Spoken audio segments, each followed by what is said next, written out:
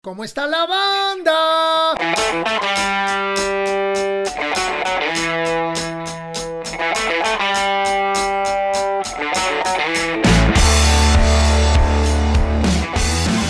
¡Ju-ja!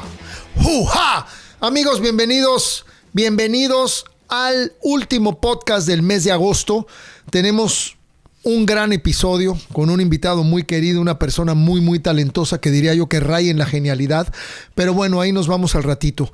Qué tristeza la muerte de Charlie Watts. A mí verdaderamente me consternó. Pues ha sido el único baterista de los Rolling Stones, una banda que yo llevo más de 50 y cacho de años de estar escuchando desde que yo era un chamaco de 11, 12 años. Yo, como puse en las redes sociales, realmente me sentí como si se me hubiera muerto un familiar.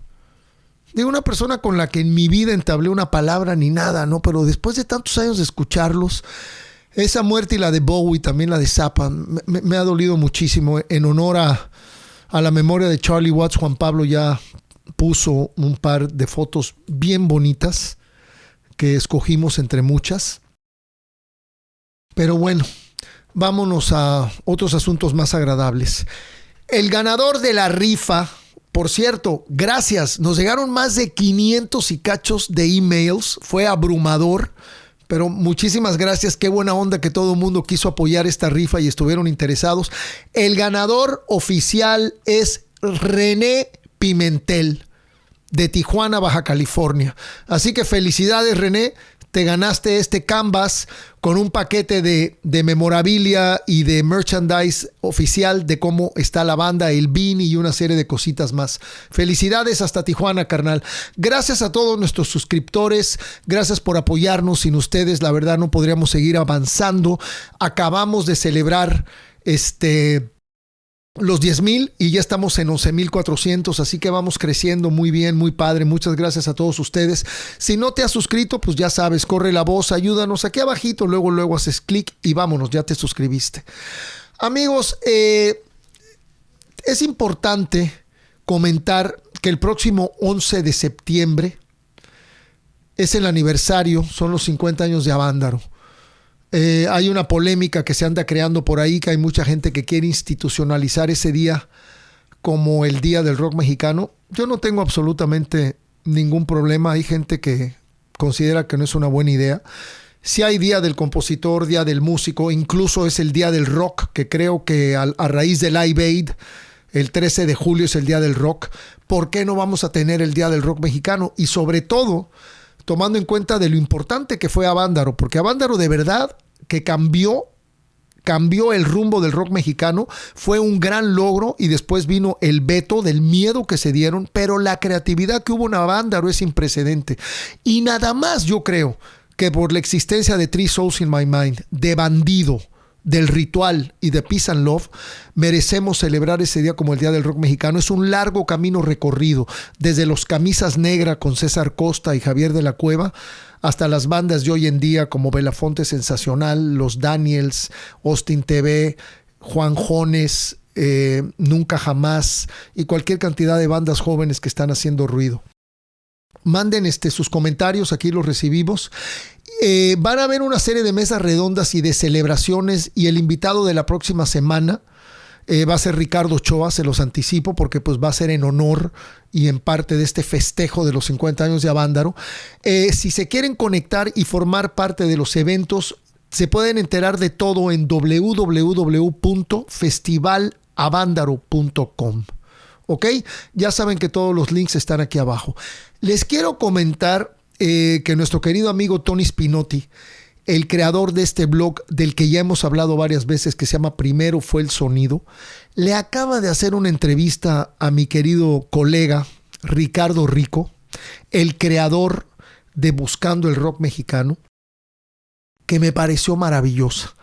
Ricardo, además de ser un gran ser humano, yo no sabía que había sido músico, pero es una gran persona y una persona que verdaderamente se ha preocupado por documentar la historia del rock mexicano. Estamos hablando de 12 años.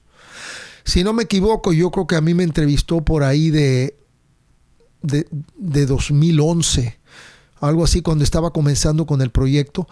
Pero ya después ha contado con el apoyo de varios rock and rolleros, entre ellos Sabo Romo también lo ha apoyado mucho. Pero de verdad que la labor de Ricardo es admirable. Ha entrevistado secres, ha entrevistado ingenieros de audio, ha entrevistado managers y todo tipo de músicos, porque él dice que el rock mexicano no solamente son las bandas populares, que es lo mismo que pienso yo. Hay mucho talento por ahí que merece ser mencionado y merece tener un lugar y que la gente lo conozca y que la gente se entere. Entonces digo colega porque pues yo ya también me metí en este mundo de documentar un poco el rock and roll de nuestro país y también el rock and roll hispano, porque por aquí ya hemos tenido argentinos y hemos tenido españoles y vamos a seguirlos teniendo. Pero quiero felicitar a Primero Fue el Sonido por esta entrevista tan increíble y maravillosa que le hicieron a Ricardo Rico. Aquí abajo también podrán encontrar el link y disfrútenlo, por favor, porque de veras que es una entrevista padrísima y profunda y abarca diferentes momentos, y Ricardo es un gran platicador. No sabía que era tan buen platicador. Felicidades a Primero Fue el Sonido. Felicidades hasta Austin, Texas, a mi querido Frankie Torres, el Salvaje, que lo conocí hace más de 42 años en el Hoyo Funky de Tlatelolco y trabajó con Ritmo Peligroso por más de 10 años y ya desde hace años se estableció allá en Austin, Texas, y acaba de ser su cumpleaños. El pasado 29 de agosto fue su cumpleaños. Así que mi querido Frankie, que Dios te guarde y que cumplas muchos años más, carnal, y ya no chupes, ¿no? Creo que ya no chupas tanto como antes. También quiero felicitar a Carlos Alberto Ramírez Martínez hasta Monterrey, que cumple años este 31 de agosto. Felicidades, mi estimado Carlos Alberto Ramírez. Y como siempre, amigos, traemos saludos a bandas jóvenes, a bandas que algunas no tan jóvenes, pero un poquito desconocidas, que llevan años luchando, pero traen unos sonidos increíbles. Y quiero saludar en este momento a una banda que se llama Antiguos Profetas Cavernícolas. El arte de su disco está padrísimo porque es como un cavernícola con una guitarra eléctrica, muy padre. Y se nos acercó el bajista de la banda, que se llama Pedro Lozano Castillo, y estuve oyendo todo su disco. Hay una rola que se llama Tech Zombie, que me gustó muchísimo, y otra que se llama Venganza. Es un cuarteto instrumental, traen muy buena onda, ejecutan muy bien, unos fraseos de lira increíbles y sobre todo crean atmósferas muy padres a lo largo de la rola, porque como no hay voz, todo es instrumental. Tienen una gran capacidad de interpretación y de composición. Quiero saludar hasta la Ciudad de México a Antiguos Profetas Cavernícolas. Por otro lado, me escribió también de Culiacán, Sinaloa, Miguel, el Mariachi Atómico. Ese apodo me gustó, hasta me gustó para una banda. Él es de la banda Ultrasónico. Tienen varios discos que los pueden escuchar en su plataforma favorita, pero en particular me capturó una rolita que se llama Dragster. Así que también quiero saludar hasta Culiacán, Sinaloa, a la banda Ultrasónico.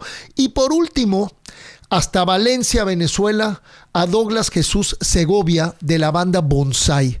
Otra banda que me gustó mucho, hacen un rockcito de poca madre con muy buenas melodías, muy buenos arreglos, tienen muy buenas canciones. Ellos los pueden escuchar en YouTube y en SoundCloud, Bonsai. Así que les mandamos saludos a Antiguos Profetas Cavernícolas de la Ciudad de México, a Ultrasónico de Culiacán, Sinaloa, y por último a Bonsai de Valencia, Venezuela. Y amigos, un saludo también a Víctor Serrano Tinoco, que es el fan de la semana. Saludos, mi Víctor. Y ahora sí, como siempre, vámonos a unas recomendaciones.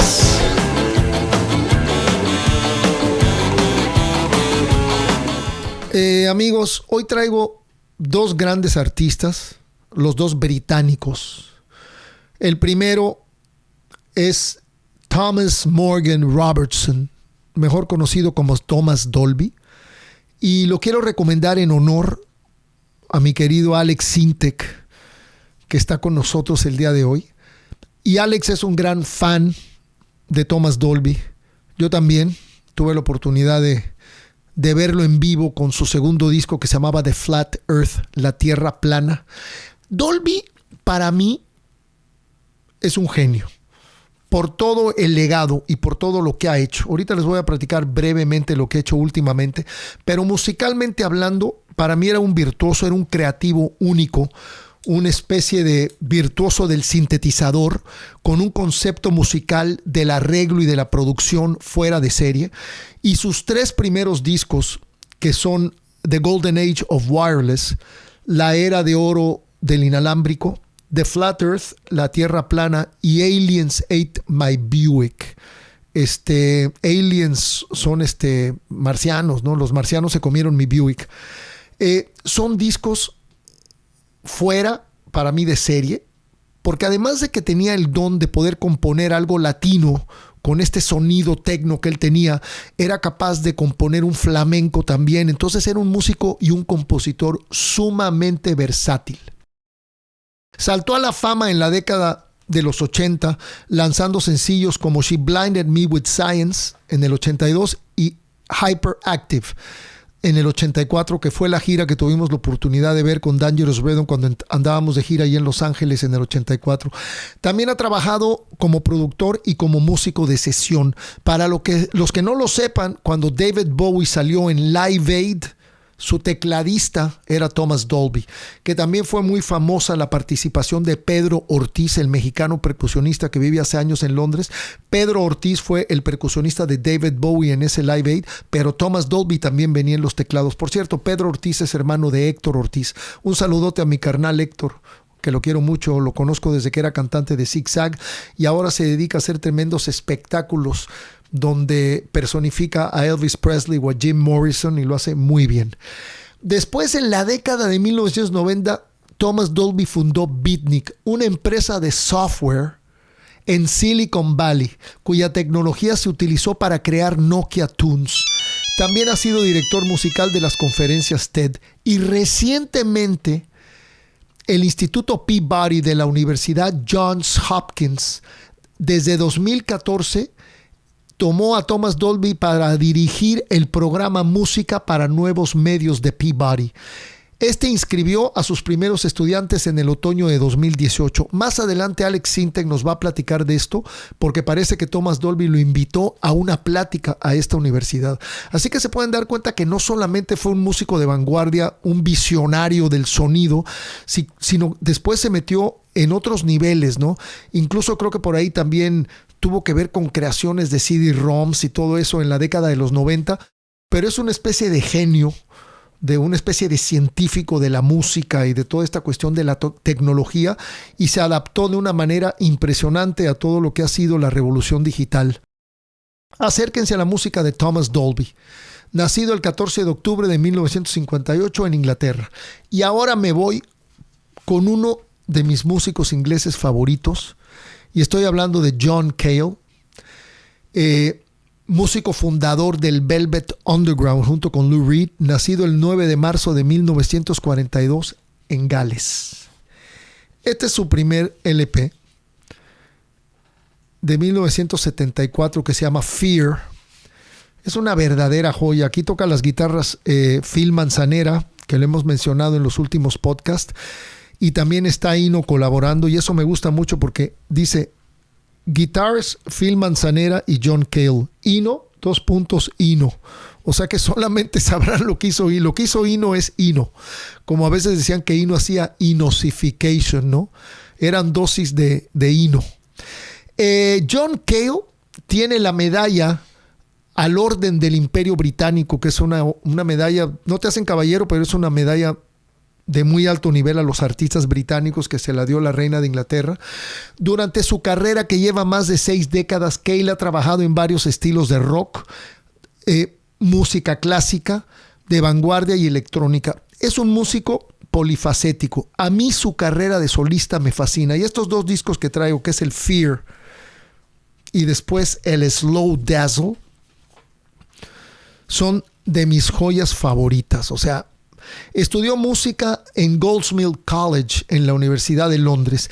En 1963 se muda a Nueva York y empieza a actuar como parte del teatro del Eternal Music, y es ahí donde conoce a Lou Reed, y junto con Sterling Morrison forman The Velvet Underground. Desde que dejó la banda en el 68, Cale ha lanzado 16 discos de estudio en solitario, incluido el aclamado Paris 1919 y Música para una nueva sociedad. Cale también se ha ganado una reputación como productor aventurero y atrevido, trabajando en los discos de debut de varios artistas innovadores como Squeeze, Patti Smith y los mismos Stooges de Iggy Pop. El primer disco de los Stooges lo produjo John Cale. El primer disco de Patti Smith, el icónico Horses, lo produjo John Cale. Y el primer disco de Squeeze, que por aquí tenemos el póster que ya lo hemos comentado, también lo produjo John Cale, de los que yo me acuerdo en este momento. Grabó este disco también con Eno, en dueto, que se llama Wrong Way Up. Y este disco tributo a Andy Warhol con Lou Reed, que se llama Songs for Drella. Porque para los que no sepan, a Andy Warhol, la gente que lo rodeaba, él le gustaba que le dijeran Drella porque era una mezcla de Drácula con Cinderella, con Cenicienta.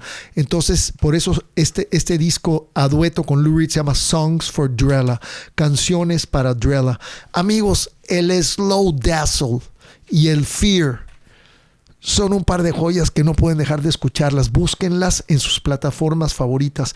Pero tanto la música de Thomas Dolby como la música de John Cale, que fueron las recomendaciones de hoy, no pueden dejar de escucharlas. Los que lo conocen saben de qué estoy hablando, y los que no, acérquense porque se van a llevar una grata sorpresa. Es música temporal que suena como si se hubiera hecho hace 6 meses, cuando son discos de 1974, 75, 76, 78. Digo, estos ya son más recientes, ¿no? Tanto el de Brian Eno como el de Lou Reed tienen sus 20 años, pero son más recientes. Ayúdenos a seguir creciendo, por favor. Suscríbete, vemos mucho apoyo por parte de muchos, pero hay muchos que ven el podcast y no se suscriben. Es gratis, no les cuesta nada suscribirse. También nos puedes escuchar en las principales plataformas de audio. Quiero saludar a iHeartRadio y a Grupo Asir por el apoyo incondicional que le están dando a Cómo Está la Banda. Y recuerden que se puede escuchar muy buen rock en español en iHeartRadio. Sígueme en Instagram, sígueme también en Facebook, en Twitter, y recuerda que los posts de Instagram son muy interesantes y diferentes. Y también, si nos quieres apoyar todavía más, te puedes suscribir a nuestro Patreon, al círculo de amigos de Cómo Está la Banda, donde estamos creando mucho contenido diferente, muy divertido, entre ellos un podcast mío en solitario, donde a veces improviso o a veces entrevisto gente muy cercana a mi carrera, que se llama Piro por la Libre, que está teniendo mucho éxito entre todos los suscriptores al Patreon. Abajo podrán encontrar todos los links mencionados. Y ahora, como siempre, vámonos a una pequeña semblanza, a una mini bio de una persona que admiro muchísimo. Lo conozco desde que era un niño, y estoy hablando de Alejandro Escajadillo, mejor conocido como Alex Sintek. Alex Sintek es un cantante, compositor y productor, ganador de 3 premios Latin Billboard, 3 premios MTV, nominado a 10 premios Latin Grammy, una nominación al American Grammy 2012 y 5 nominaciones a los premios Latin MTV. Galardonado con el premio Ariel, La Diosa de Plata y Canacine por música para películas, entre ellas obviamente muchos deben de recordar Sexo, Pudor y Lágrimas. Alex Sintek ha lanzado 11 discos de estudio y ha obtenido numerosas certificaciones doble platino por sus altas ventas discográficas. Fue nominado al Emmy americano en 2018 como conductor del programa Asombrosamente para National Geographic. Así que, banda, vámonos con nuestro querido Alex Sintek en esto que se llama Entre Amigos y Vinilos. Estoy fascinado de cotorrear contigo. Buenísimo, hermano. Pues mi querido Alex, bienvenido a Cómo Está la Banda, mano. No sabes el gusto que me da verte. Te conozco, yo creo que nos conocemos hace más de 30, 35 años, y tenerte aquí en este espacio me da muchísimo gusto. Bienvenido, hermano. Querido Piro, es un honor estar contigo. Eres un maestro muy admirado de la música, pionero de nuestro rock en español, del rock mexicano.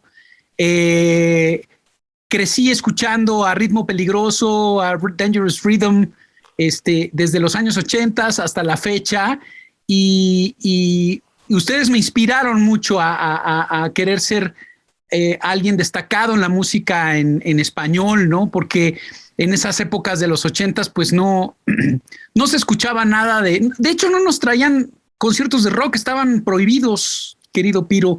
Y muchos de la nueva generación no saben que el presidente Echeverría los prohibió cuando lo de Avándaro y que Así ya nos dejaron sin rock. Entonces, toda la época de los 80s que me gustaba U2, Duran Duran, Depeche Mode, The Cure, nadie de esos venían a México, no los traían. Estaban vetados completamente. Así es, así es. Creo que uno de los primeros conciertos de esa época, si no me equivoco, fue In Excess con los Amantes de Lola en el Palacio, ¿te acuerdas? Sí, que fue algo muy, muy raro, muy, muy novedoso, ¿no? Para la época. Pero pues los únicos conciertos que yo me acuerdo que había en los 80s oficiales eran de jazzistas. Roberto Morales de Jazz FM era el tío de un amigo y me conseguía boletos y iba yo a ver a Carl Jader, a Claire Fisher, a Chuck Mangione, que los traían a México. Eran los conciertos que se podían ver. Lo demás era ir al underground, a un hoyo funky, a escuchar bandas de rock underground y entre ellas el Ritmo Peligroso. Así es, mi querido Alex. Pues yo me acuerdo de ti, vaya, pues desde chiquilladas, ¿no? Así es. Porque de pronto ya estabas, si no me equivoco, creo que de pronto empezaste a colaborar con Kenny, ¿no? Con Kenny Los Eléctricos, sí. Y Ricardo Ochoa se volvió como una especie de hermano mayor tuyo. Me acuerdo que de pronto estaban juntos, pasaron. Hace rato estaba tratando de acordarme, me estaba tratando de acordar si tú tocaste en Juntos por el Rock o salías nada más en el video. No, ahí no estuve yo. Pero saliste en el video con Federico Fong. ¿En el video de Kenny? Sí. Sí. ¿Verdad? No huyas de mí.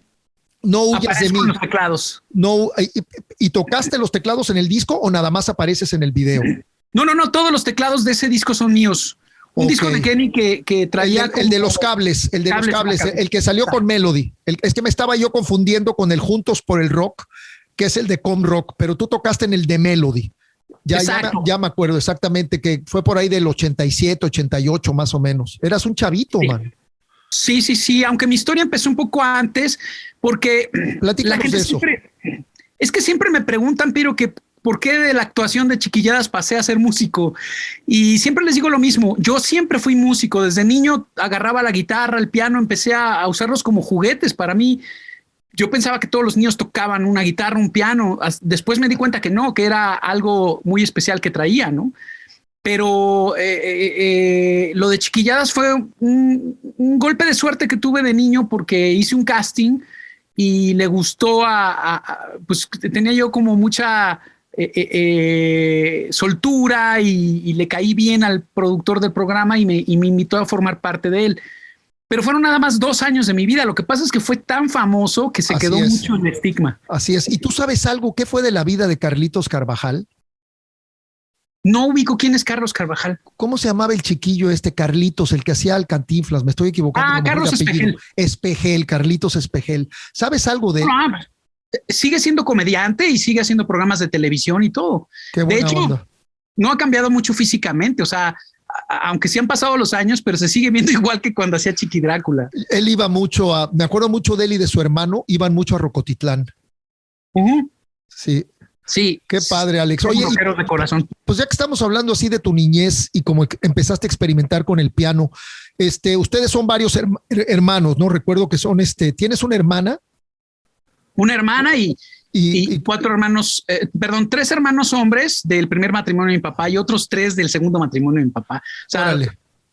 Somos 8 pelados en total de la familia. Y de chavito, ¿qué música se escuchaba en tu casa? ¿Qué fue lo primero así que te impactó cuando eras un niño que dijiste, hijo, mano, cómo me gusta esto? Yo quisiera hacer esto cuando sea grande. O sea, platícanos un poco de toda esa etapa de tu niñez, de tu preadolescencia y eso. Pues mira, Piro, yo crecí en una familia modesta, vivíamos en una unidad habitacional de departamentos de interés social.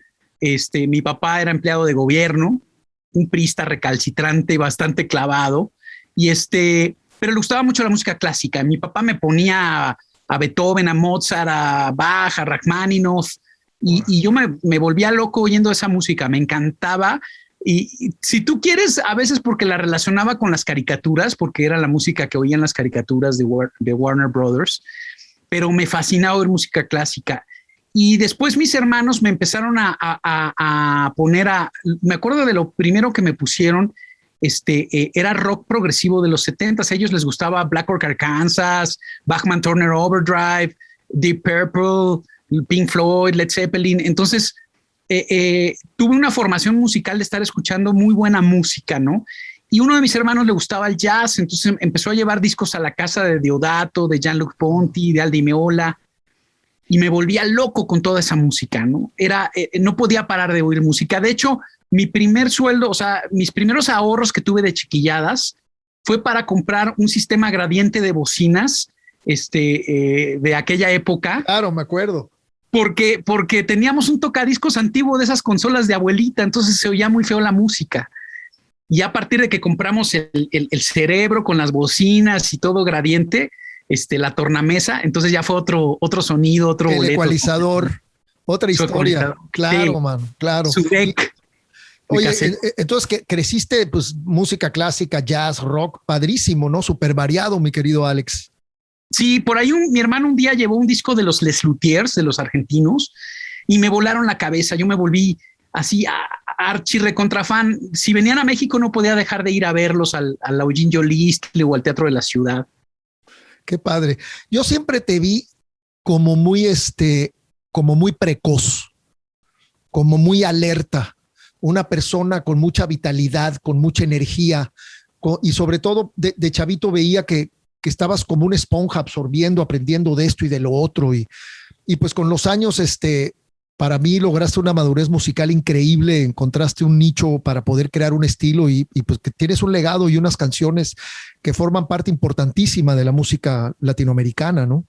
Gracias, Piro. No, me da mucho gusto, te lo digo de verdad y con mucho cariño y con mucho respeto, mi querido Sintec. Qué buena onda. Y viniendo de ti lo tomo muy en lo alto porque te tengo mucho respeto también, mi querido Piro. Gracias, viejo, igualmente. Y a mí me costó, fuera de lo que piensan muchos, de que estuve en Chiquilladas y de ahí pasé a ser el famoso músico, me costó mucho trabajo porque no creían en mí. De hecho, me botaban de las compañías disqueras, los managers no querían saber de mí porque decían, pues tú eres comediante, vete a contar chistes a Chiquilladas, ¿qué haces aquí? No, yo soy músico, yo toco, no, sácate. Y me votaban. Claro. Entonces, lo que hice después de Chiquilladas, porque cuando acabó el programa ya no tuve ninguna otra chance de hacer nada de televisión. Entonces, lo que hice fue más bien dedicarme a la música y me metí como asistente en un estudio de grabación en satélite. Y entonces recuerdo que el dueño del estudio tenía sintetizadores y una computadora Apple II de aquella época con un secuenciador que se llama Master Tracks y nadie sabía utilizarlo. Entonces yo le inventé a este cuate, le dije mentiras, le dije yo sí sé usar, yo he programado computadoras. Me dijo, bueno, entonces tú vas a ser el programador del estudio y vamos a hacer juntos jingles y voy a traer músicos aquí a que les programes. Y yo lo que hacía era quedarme en las noches picando todos los botones y con un mal inglés, porque no tenía muy buen inglés, tratando de entenderle a los instructivos, ¿no? Para poder tener un sistema MIDI de secuenciación para poder hacer música electrónica con los aparatos electrónicos, ¿no? Y por ahí pasó, primero me acuerdo que Jorge Reyes, el de Chacmol. Claro, sí. ¿No? Y este cuate, Toño Giner, que era el dueño del estudio, me presentó a Charlie Alvarado, que también tocaba en Chacmol, y me acuerdo que Charlie Alvarado era como así tartamudo y decía, no manches, Toño, este chavo, Alex Intec, toca bien chido y no se mete nada, no se mete nada y toca bien chido, decía Charlie Alvarado. En paz descansa, mano. Los dos, tanto Jorge Reyes como Carlos Alvarado. Carlos falleció hace un par de años. También creador de Vía Láctea, su banda que tuvo prácticamente toda su vida. No, a mí Chacmol me gustaba mucho y sobre todo estaban muy bien grabados y muy bien producidos. Era una banda que trabajó de la mano, obviamente, con Pepe Navar y con el gran ingeniero de Tijuana, que se llamaba Paco Rosas, que también murió años después allí en San Diego. El disco el primero, el del Monstruo, No Soy Nada en especial, me parece un gran disco y sobre todo el empaque, la producción. Creo que fue una de las primeras bandas que salió ya a un nivel muy interesante, Chacmol, ¿no? Sí, ¿verdad? sí, fue muy inspirador lo que hicieron Chacmol y todo la música prehispánica electrónica que hacían ellos, Jorge Reyes y Antonio Cepeda, era increíble. Antonio Cepeda era muy, muy fan de Dangerous Rhythm. Y era chistoso porque llegaba a los hoyos funky con su look así bien hipiteca, bien prehispánico, y le encantaba el punk, hijo. Te estoy hablando como de 1979, 80. Oye, Alex, ¿y la primera banda con la que empiezas a tocar o a colaborar es Kenny? ¿O empezaste a tocar con otras bandas antes de Kenny? Tuve una banda antes de Kenny que la formamos con René, el guitarrista y cantante de Sistema. ¿Te acuerdas de Sistema? Claro, René Torash. René Torash. Y yo teníamos una banda, estuvimos ensayando durante algún tiempo y todo, pero después por desidia ya no hicimos nada más. Luego me junté con otros dos chavos, un amigo mío de Zacatecas que se llamaba Willy y otro chavo, Nacho, híjole, no me acuerdo el apellido de este cuate, que estaban medio en el círculo del rock. Hicimos una banda que se llamaba Síncopa Azul y y nos presentamos una vez en Rocotitlán, así, ¿no? Y era música electrónica 100% como al estilo Kraftwerk, que era lo que a mí me llamaba mucho la atención. No, a mí me encanta Kraftwerk. Tuve la suerte de verlos un par de veces en vivo, mano. Alex, pero yo te ubico mucho con Kenny. No, de hecho, creo, si no me equivoco, Ricardo Ochoa te puso Alex Sintek, ¿o es un chisme? No, es un chisme. Antes de que cuando yo llegué con Kenny ya me hacía llamar Alex Sintek. Okay. Lo que pasa es que en la preparatoria, cuando yo andaba con mis amigos y llegaba a casa de mis cuates y les decía, préstame tu piano, préstame tu teclado, porque no tenía dinero para comprar teclados. Incluso en los conciertos con Kenny, Charlie Warman me prestaba sus teclados. ¿Te acuerdas? En paz descansa, ¿sabías? No sabía. Sí, mano, se nos fue en noviembre del año pasado, por ahí de 18, 19 de noviembre. Qué pena. Sí, también aquí en el podcast le dedicamos un pequeño espacio y le hicimos un poema y todo en honor a una persona muy querida. Pues es prácticamente el primer músico de Ritmo Peligroso que fallece, ¿no? Gracias a Dios los demás todos seguimos activos y saludables. Y sí, qué bueno. Sí, no, yo me acuerdo, Carlos y tú se llevaban muy bien. Y Carlos era un gran tecladista, más que tecladista, pianista, tenía mucho fundamento de piano, ¿ves? Exactamente. Sí. Era un ejecutante del piano, pero impresionante. Y una nobleza de persona, porque él pudo haberme peluceado así de chamaco, sáquese de aquí, no esté molestando. No, hombre, me prestaba su D50, me prestaba sus teclados. Y yo le estuve infinitamente agradecido siempre. Pero entonces, yéndome un poco más para atrás, siempre que pedía prestado los teclados, un amigo un día me dijo, tú eres el sin teclados, por eso los pides prestados. y me empezaron a decir el sin teclados, de broma. Y cuando pasó el tiempo, se abrevió a Sintek, Alex Sintek, y decidí dejarme Alex Sintek, pero era porque me decían el sin teclados. ¡Qué maravilla! Esa no me la sabía, muy bueno. Muy sí, bueno. ¿Y sabes quién me llevó con Ricardo Ochoa? Fue Alfonso André. Fíjate. Porque yo tuve una banda, te voy a explicar, en la prepa iba yo con el hermano de Federico Funk, Érico Funk. Ok. Y él me dijo, ¿ya oíste las insólitas imágenes de Aurora? Y le dije, no, pero he oído hablar de ellos, quiero verlos en vivo. Entonces fuimos a un lugar que se llamaba iba a decir danceterías, pero no, tenía otro nombre, estaban en la universidad. Ah, ya el Fandangos. El Fandangos. Sí, ahí hicieron una tremenda redada una vez y metieron preso a cualquier cantidad de actores, a varios de Cachún. Eso fue muy famoso por ese lugar. Ahí tocaba Son de Merengue, que me gustaba mucho esa banda a mí. ¿Te acuerdas? Bueno, a ver, sigue. Esa vez me tocó ver a Jaime López y a las insólitas imágenes de Aurora y me volví loco. O sea, decía que no puede ser que en México haya alguien que se ponga los pelos así, se maquille, toque esa música tan rara. Pues aparte, pues parecían ingleses, la verdad, Markovich, Sabo. Así es. Perdón, Sabo no estaba Federico. Sí, era todavía, porque las insólitas, creo que lo único que hay grabado de ellos es el cassette, que precisamente lo grabaron con equipo de nuestro estudio Acento, y fueron El Oso y Marcelo a Rocotitlán a grabarlos, pero cuando eran trío. O sea, cuando estaba Saúl, Markovich y André y Alfonso. Obviamente Saúl tocando el bajo y Markovich la guitarra. Entonces tú los viste de cuarteto. No, de quinteto, traían al Pecas en las percusiones. El Pecas, hombre, ¿qué será de su vida? Claro, mano, por supuesto. ¿Cómo no, mano? Sí, un locazo. Sí, me volaron la cabeza, me metí al camerino, me inmiscuí ahí y le empecé a tirar un rollo a Saúl, a convencerlo de que me jalara como tecladista de Las Insólitas.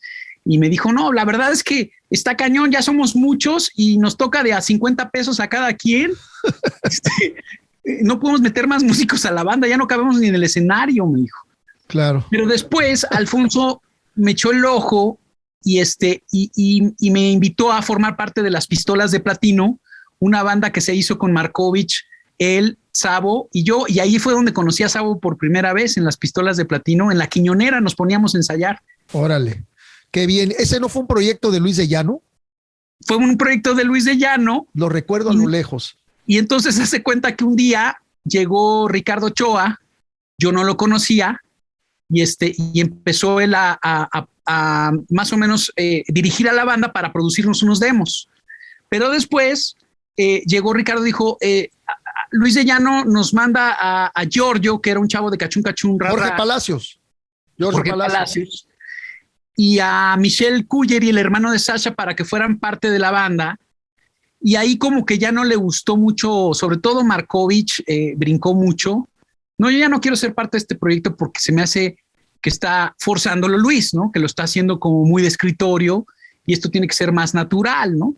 Y entonces, pues se deshizo esa banda, pero Ricardo me habló para que me jalara a los teclados con Kenny. Ahí es donde vino esa historia, ¿no? Estamos hablando 87, 88 por ahí, ¿no? Más o menos. Y entonces es No Huyas de Mí, que fue otro éxito de Kenny, porque primero fue Me Quieres Cotorrear y luego de ese disco fue No Huyas de Mí. Y trae un par de canciones mías ese disco, composición mía. Ok, entonces ahí debutas como compositor. En ese disco sí debutas como compositor. Correcto, sí. Qué bien. ¿Qué edad tenías, Alex, más o menos en esa época? 17 años cuando entré con Kenny. Qué bárbaro, man. ¿Qué tal, Sí, y andaban los hoyos funky abriéndole al Tri. Sí. Y tocamos con Tex-Tex y con un chorro de banda de hoyo funky. Alternamos alguna vez con La Maldita Vecindad, con Ritmo Peligroso, por supuesto, en el Rockstock. Y en el Magic. En el Rock Garage. En el Rock Garage, efectivamente. Sí, yo me acuerdo muy bien de ti en esa época. Fíjate que me quedé sorprendido que me dijiste que solo estuviste 2 años en Chiquilladas. Yo hubiera jurado que fueron 7, 8 años, man. 2 años nada más. El impacto que tuvo. Y fíjate que en vez de que eso haya sido un abre puertas, fue como un estigma, ¿no? Que por lo que me cuentas que te quedaste con este estigma como que este es comediante, no puede ser músico, y no te tomaban en serio y no se daban cuenta de lo que se estaban perdiendo los ejecutivos, que eso ha sido clásico en nuestras disqueras con los AIRs, ¿no? Que a veces no tienen la sensibilidad de entender dónde está ese talento. Pero bueno, hablando de Carlos Warman, Alex, yo me acuerdo a lo lejos que Carlos hizo la música de Sexo, Pudor y Lágrimas, pero de la obra de teatro. Ándale. Y creo que después Antonio Serrano es el director, ¿verdad? Exacto. Creo que Antonio Serrano lo contrató para la película y a la hora de la hora no sé qué pasó entre Serrano y Carlos, que sacaron a Carlos y entraste tú a la jugada. ¿Estoy bien? No sabía, no tenía ni idea que Carlos había tenido que ver. Sí, a la hora de la hora creo que no se arreglaron bien, algo sucedió y fue cuando porque tú además de haber hecho el soundtrack, hiciste el tema de la película, que es una joya de canción. Exacto, hice el soundtrack, los score. Ajá. Y aparte hice la canción de Sexo, Pudor y Lágrimas. Es una gran canción. Platícanos de ese proyecto, Alex. Pues mira, para cuando yo hice Sexo, Pudor y Lágrimas, ya llevaba 10 años con mi banda, ya llevaba 4 discos con Alex Intec y La Gente Normal. Entonces, la gente no lo recuerda, pero fíjate que yo primero tuve buen éxito con mis primeros discos de mi banda, pero sí, después me vine abajo porque saqué un disco en 1995 muy, muy conceptual que se llamó Bienvenido a la Vida. Que la primera canción era el nacimiento de un bebé, iba pasando por las etapas de la vida hasta que llegaba la muerte. Padrísimo. De un ser humano, ¿no? Claro. Y la portada era muy Pink Floyd, con unos tipos que se estaban dando cuerda, unos tipos de bombín dándose cuerda en la espalda. Muy en la onda de Hipnosis, ¿no? Sí, muy Magritte. Ok. Y ahí se vino para abajo mi banda porque me gané mucho respeto como músico, pero no vendí nada de discos ni de conciertos, me empezó a ir muy mal. Y ya para cuando llegó 1998 y decidieron, me dejó, los que formaban parte de mi banda, Michelle y León, se fueron. Mi manager, que era entonces una chava que se llamaba Gina, nos demandamos, ¿verdad? Ella me demandó, yo la demandé a ella. Como que comencé a tener muchas broncas. No sonaba yo en el radio, no tenía nada de éxito. Ahí me volví solista y ya no veía posibilidades en México para mí. Incluso en aquella época conocí a Gustavo Santolaya y me ofreció trabajo en Los Ángeles. Me dijo, vente a mi estudio, cabrón, yo te empleo aquí en el estudio y aquí vas a aprender muchas cosas.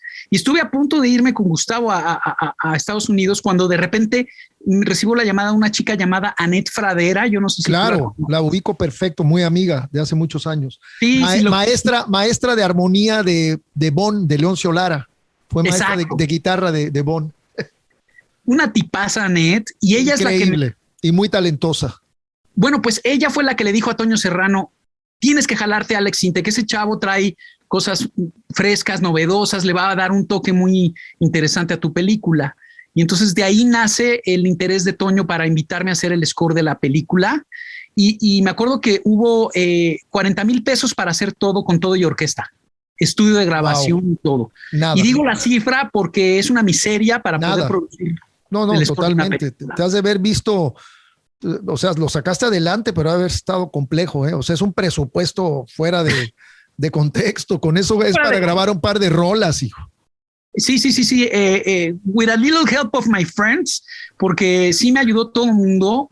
En aquel entonces Armando Ávila en su estudio en Satélite, prácticamente no me cobró. Golden Studios, ¿no? El de Lomas Verdes. Todavía no tenía el estudio de Lomas Verdes. En ese entonces tenía un estudio más chico en Umbría, en la calle de Umbría, en San Mateo. Es que dijiste Armando, Carlos. Nosotros grabamos en el Golden, que era de Carlos, el hermano de Armando. El hermano en aquel entonces. Exacto. Ya después Armando se hizo dueño de ese estudio que era Haddad Studios. Se lo vendió Godínez, creo que se llamaba el dueño. Okay.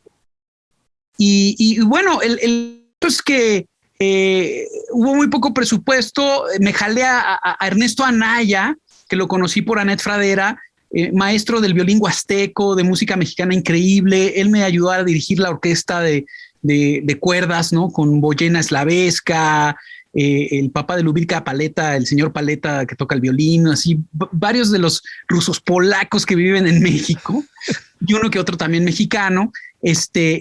Y nadie nos esperábamos el éxito que iba a tener la película. O sea, sí fue una cosa inusitada, pero algo que realmente fue el impacto más grande fue porque yo propuse así de bote pronto en una junta con la gente de la película y de la disquera. Les dije, ¿por qué no agarran mi canción y el video de la canción y lo vuelven el tráiler de la película en los cines? Entonces ellos, yo me reí, lo dije de broma, no lo estaba diciendo en serio. Y ellos dijeron, no, sí es posible, vamos a hacerlo. Buenísimo. Además, la canción le quedó como anillo al dedo a la película. Tenía un sentido, o sea, la verdad, mano, a mí me pareció un muy, muy buen trabajo y un gran proyecto. Y no sabía que lo habías logrado con 40,000 varos, ¿eh? Sí fue así, hecho con mucho amor. Es que en ese entonces, Piro... Sí existen los milagros. Exacto. La gente ya no se acuerda, pero en ese entonces el cine mexicano había pasado por la crisis de películas de albures, de albañiles, de ficheras, todo ese rollo de los 80s, Luis de Alba, Alfonso Sayas, Eborolas, y de repente salieron dos películas que cambiaron hacia el cine mexicano de la nueva era, que fue Agua para Chocolate, El Callejón de los Milagros, y de repente, cuando llega Sexo, Pudor y Lágrimas, ahí imponemos por primera vez un soundtrack de película, porque no existían los soundtracks en las disqueras. Las disqueras no estaban interesadas en los soundtracks. Y mi disquera afortunadamente se interesó en el soundtrack de Sexo, Pudor y Lágrimas, que era EMI Music. El entonces presidente de esa disquera era Arturo López Gavito, que Arturo Gavito, claro. Ah, mira, no sabía que era tu manager en la actualidad. Sí, actualmente es tu manager. Salúdamelo mucho. Nosotros estuvimos con él cuando estaba en Universal, en MCA, antes de ser Universal. Ahí sacamos el disco de Los Humanos, El Instinto Animal, en la misma época que Molotov sacó Dónde Jugarán las Niñas. Oye, qué interesante. Alex, y viendo en contexto, has hecho varias películas, ¿no? Ya tienes en tu trayectoria has hecho varias películas. O sea, creo que Sexo, Pudor y Lágrimas fue la primera. Fue la primera. Me han jalado a muchas de dibujos animados, de animación, pero también hice la música de la película Cantinflas, de la vida de Cantinflas. Ok. Que estuvo muy padre, de Sebastián del Amo, es el director, y con Oscar Jaenada haciendo la de Cantinflas, que es un gran, gran actor español. Qué bien. ¿Y cuál es así como un soundtrack el cual quieras mucho, el cual tengas como una especie de amor intenso por ese soundtrack, que cada vez que lo recuerdas dices, no, hombre, qué buen proyecto ese? ¿Será Sexo, Pudor y Lágrimas o será otra película? No, definitivamente lo más emblemático mío ha sido Sexo, Pudor y Lágrimas. Después hice una canción para Toy Story con Disney en Toy Story 3, que se llamó Nos Pertenecemos. Yo hice la versión al español de lo que Randy Newman hizo en inglés, ¿no? Ok. Lo cual me enorgullece mucho, pero Sexo, Pudor y Lágrimas no tiene igual. O sea, fue algo muy emblemático para acá. Me dejó mucho nombre, mucho prestigio. De hecho, de ser un artista de discotecas, de Jarro Café, de lugares pues más o menos medianos y chicos, con Sexo, Pudor y Lágrimas por primera vez pude llenar el Auditorio Nacional y empezar a ser un artista masivo. Qué bien. No, increíble. Definitivamente fue un parteaguas en tu carrera. Absolutamente, Piro. Sí. Y la verdad es que no quiero dejar de mencionar que ha sido difícil clasificarme, ¿sabes? Hay mucha banda del rock que no le entro, y hay mucha banda del pop que tampoco le entro, ¿no? O sea, a veces soy muy rockero para los poperos y muy popero para los rockeros, ¿no? Muy fresa para los macizos y muy macizo para los fresas. Está buena esa definición. Alex, tienes cualquier cantidad de premios, ¿no? Tienes, platícanos un poco de todos los reconocimientos que te han dado, porque tengo entendido que tuviste hasta una nominación al Grammy, pero al de veras, no al Grammy latino, sino al Grammy americano. Al americano. Exacto. Platícanos un poquito de eso, ¿no? De esa etapa de tanto reconocimiento, porque al final del camino, esto que platicabas sobre Bienvenido a la Vida, han pasado ya muchos años de ese disco y yo creo que hoy por hoy es un disco muy respetado dentro de la industria de la música en México. Entonces, de alguna manera se te hizo justicia. Así lo vería yo. Sí, ¿no? Definitivamente, Piro. Sí. O sea, por lo menos algo que no me gusta, y te lo voy a decir honestamente, es que siempre que hablo de mis discos de la época de los 90s, muchos de la generación de los 90s me escriben en redes sociales, entonces sí hacías buena música, tu música de entonces sí valía la pena, como desacreditando todo lo que hago el día de hoy, ¿no? Y me duele mucho claro. Porque yo sigo siendo el mismo, yo sigo haciendo la misma música con el mismo sentido, con la misma filosofía que la hacía hace 30 años atrás, y me doy cuenta es que no escuchan mis nuevos discos, esa es la verdad, como no tienen la difusión que tenía mi música antes, no están oyendo todo lo nuevo que estoy haciendo, ¿no? Y la verdad es que yo sigo sacando música, o sea, de repente es bien triste, no sé si te ha pasado a ti, Piro, ¿no? Después de haber tenido toda la infraestructura detrás de las disqueras y todo, que de repente, pues tú sigues en tu línea por el mundo solitario de ser ¿cómo se dice? Indie, independiente. Totalmente. Te entiendo. Y de repente te pare la gente en la calle y te diga, oye, ¿por qué ya no sacas música? Tú ya no haces música, ¿verdad? ¿A qué te estás dedicando? Y dices, te dan ganas de decirle, perdóname, pero estás pendejo, o sea, no estás dándote cuenta de lo que está pasando, ¿no? Chécate mi nuevo disco que salió hace un mes. Exacto, exactamente. Y sí pasa mucho, ¿no? Porque ya no tienes la infraestructura esta enorme que la maquinaria de la disquera detrás, ¿no? Así totalmente. Es mi situación actualmente, ¿no? Pero mi más reciente álbum lo saqué hace tres meses, más o menos. Aquí lo tengo en formato vinil. Mira. Anatomía del Amor. Y lo estoy vendiendo por reyvinilo.com, que es una tienda padrísima de discos.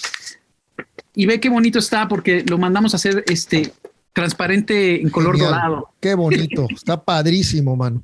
reyvinilo.com. Sí, vamos a poner esos links aquí abajo del podcast. CD también. O sea, ¿viene el CD con el vinilo? Puedes comprar en paquete el vinilo con el CD más barato o comprarlos individualmente el CD o el vinilo por separado. Qué bien. Pues te felicito, mano. ¿Hace cuánto que salió ese disco? 3 meses. 3 meses más o menos. Felicidades. Mi querido Sintec, entonces platícanos un poco de los reconocimientos. ¿Cuál es un reconocimiento que tú consideres, wow, este sí de verdad lo aprecio? Este sí, la neta, qué buena onda que me lo dieron, no sé. Fíjate que me enorgullecen mucho los premios que he recibido de cine mexicano. Tengo el Ariel por Sexo, Pudor y Lágrimas como mejor música de score de cine. Tengo la Diosa de Plata, que entregan los periodistas por la música de Cantinflas. Y tengo el Canacine también por la película de Cantinflas. Los quiero mucho esos premios porque como que hablan más de mi oficio de músico, ¿no? Claro. Los discos de oro, los discos de platino, eso hablan de popularidad.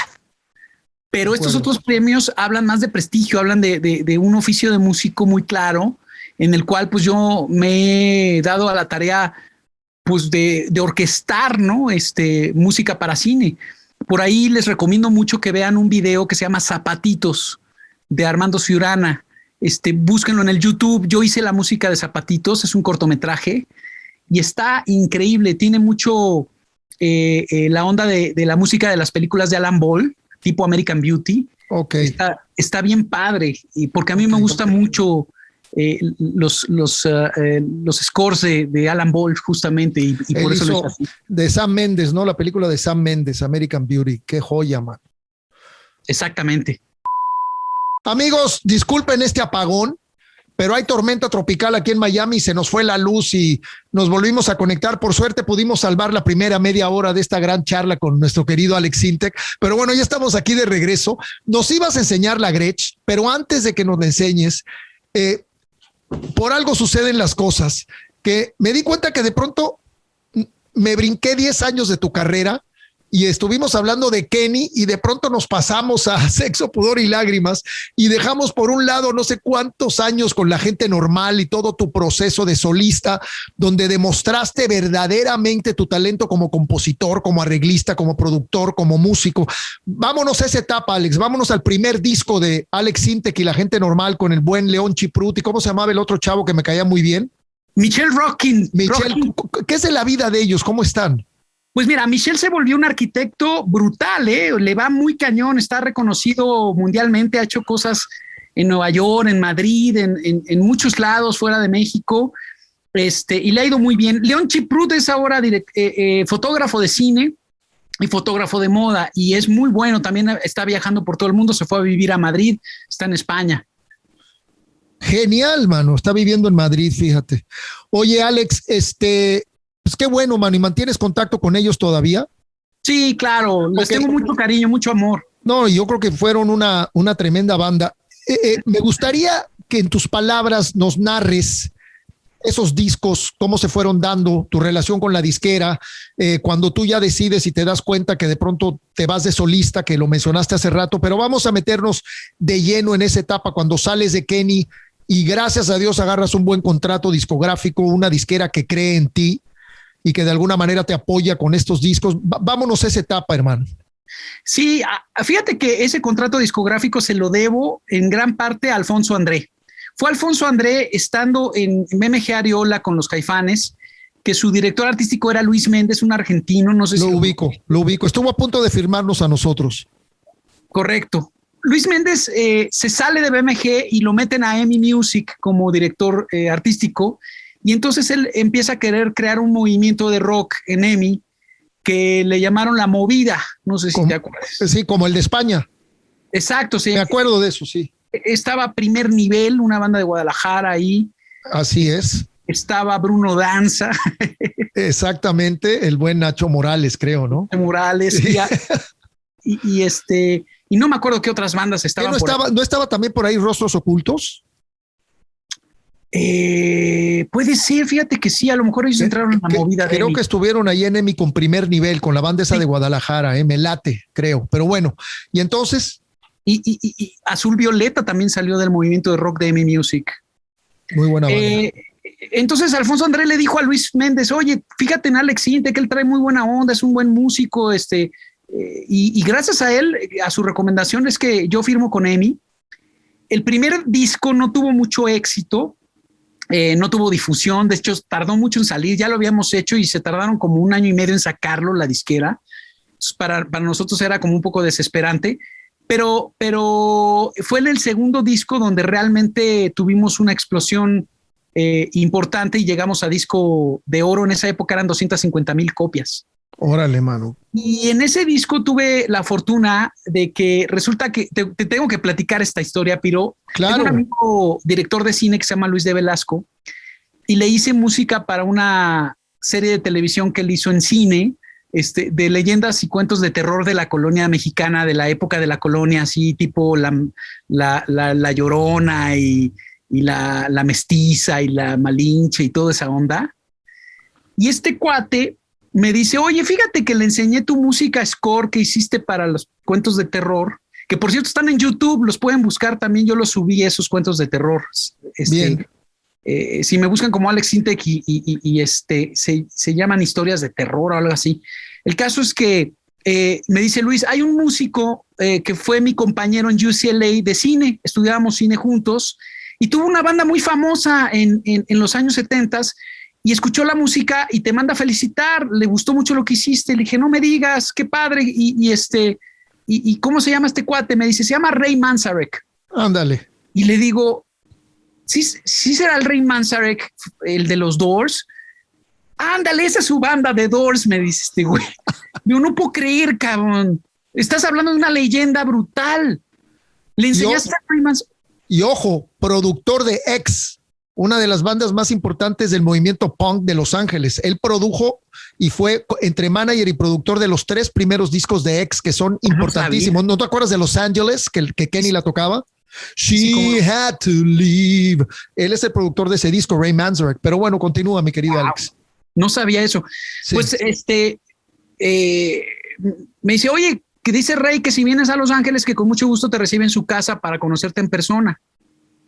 Entonces, inmediatamente compré un boleto y me fui para Los Ángeles y me recibí en su casa en Beverly Hills y le llevé un alebrije mexicano de regalo por simplemente el placer de conocerlo, ¿no? Claro. Y ya estando en su casa le dije, oye, Rey, ¿qué posibilidades hay de que toques el Hammond B3 en mi nuevo disco? Y me dijo, toda la posibilidad del mundo, nada más tú dime cuándo vas a estar grabando, de qué fecha y te digo qué día me queda a mí libre y yo voy y grabo en el estudio. Entonces, me metí a un estudio en Los Ángeles con Paul McKenna, que era el ingeniero que nos ayudó a hacer este disco de Mis Impulsos sobre ti y El Camino y estas canciones. Y él, Ray Manzarek, participó en una canción que se llama Nuestras Costumbres, ¿no? Que habla un poco de la diferencia entre los jeans rotos de un chavo de la época y los papás de no te dediques a la música porque vas a ser un drogadicto y un vago, ¿no? Era un poco ese rollo, lo que planteaba Nuestras Costumbres, ¿no? Y tocó un solo de órgano Hammond B3 increíble, también está en YouTube, lo pueden buscar. Pongan de Ray Manzarek, Alex Sintek. Nuestras Costumbres se llama la rola. Exacto. A ver, banda, ojo, acuérdense, hay que escucharla y luego la comentamos. Padrísimo, qué bien. ¿Y nada más tocó en una canción, Alex, o tocó en varias rolas del disco? Nada más tocó en esa, pero más que suficiente. Más que a todos. Ya me imagino, mano. Yo siempre he dicho que nada más la introducción de Light My Fire ya podría haberse retirado de la música. Eso es una obra maestra, mano. Y fíjate que me dijo algo que quiero hacer hincapié, querido Piro, porque platicando con él, le pregunté sobre la película acababa de haber sido todo un éxito la película de los Doors. De Oliver Stone. De Oliver Stone. Y entonces le pregunté, ¿de verdad Jim Morrison estaba tan dopado todo el tiempo, ¿no? Tan intoxicado como lo ponen en la película? Y me dice, por supuesto que no. A mí me molestó mucho eso de la película, me dijo. Okay. Porque incluso yo te podría decir que las grandes obras y las grandes letras de Jim Morrison las escribió totalmente sobrio. No fue en el estadazo, no fue en el viaje. Y es que yo tengo esta teoría, mi querido Piro, que a veces los chavos se confunden, ¿no? Y creen que las drogas les van a dar la respuesta a la creatividad, y no es así. La creatividad tú ya la traes en la cabeza, y yo creo que lo que sucede es que las drogas te hacen vivir momentos de tanto dolor, de tanta desesperación, y de tanta confusión, que de repente eso emocionalmente te carga de muchas cosas que después las vomitas en una canción, ¿no? Las vomitas en una composición. Pero yo no estoy de acuerdo con la teoría de que bajo los efectos de una droga entonces se te ocurren cosas geniales. No, eso tú ya lo tienes que traer, ¿no? Y así era Jim Morrison. Yo creo que ya en nuestro DNA tenemos la creatividad, ¿no? Que se vuelve como una necesidad. Ahora, yo sí te voy a decir que a mí de pronto un par de tragos me inspiran muchísimo a veces a redondear canciones, a de pronto agarrar una letra que le escribí en un cierto momento y de pronto me tomo un par de copas de vino, me tomo un whisky y agarro esa letra y de pronto me vienen cosas que de pronto no me hubieran venido a lo mejor normalmente y se me abre como la mente un poquito, ¿no? Pero estoy de acuerdo contigo. Yo creo que al final del camino cada compositor ha tenido sus broncas y para mí lo fuerte de la cuestión de ser un adicto es que no tienes libertad, ¿no? Y eso para mí es algo muy pesado, el ser víctima de algo. Me he leído muchos libros de rock and roll y he visto grandes músicos que admiro mucho que tuvieron que batallar con la heroína y fueron unos infiernos tremendos los que vivieron para poder liberarse de eso. Digo, entre ellos Keith Richards, Richard Hell, Steve Jones, el guitarrista de The Clash y muchos, ¿no? Y el guitarrista de los Sex Pistols, Steve Jones, y también el Tropper Heron, el baterista de The Clash, que sufrieron muchísimo, ¿no? Y al final del camino estoy de acuerdo contigo porque yo sí creo que la creatividad la puedes tener en cualquier estado. Si tú quieres componer una rola, tú agarras tu guitarra o tu piano y te sientas con un papel y un lápiz y una pluma o lo que sea, y estoy seguro que si no te salen 15 minutos, te salen media hora o en una hora, pero algo sale si tienes la disciplina de meterte ahí a crear. Así es, ¿no? Así es. Pero yo sí creo, o sea, esas dos copas que dices que te tomas y que te relajan para sacar ideas, vienen de una mente creativa que es la de Piro Pendas, ¿no? Totalmente. Estoy de acuerdo contigo, Alex. Pero si no traes nada que decir, por más que te drogues, no va a salir nada. No, sí, tienes toda la razón. Sí, estoy de acuerdo contigo. Y entonces, Ray Manzarek colabora en este disco. Estamos hablando de Alex Sintek y la gente normal. Sí. Así es, esto fue en 1993. Ok, y luego sigues con el trío, sigues con Leon Chipruti, siempre se me olvida su nombre, Manuel, lo conocía. Michelle Rockin. Michelle.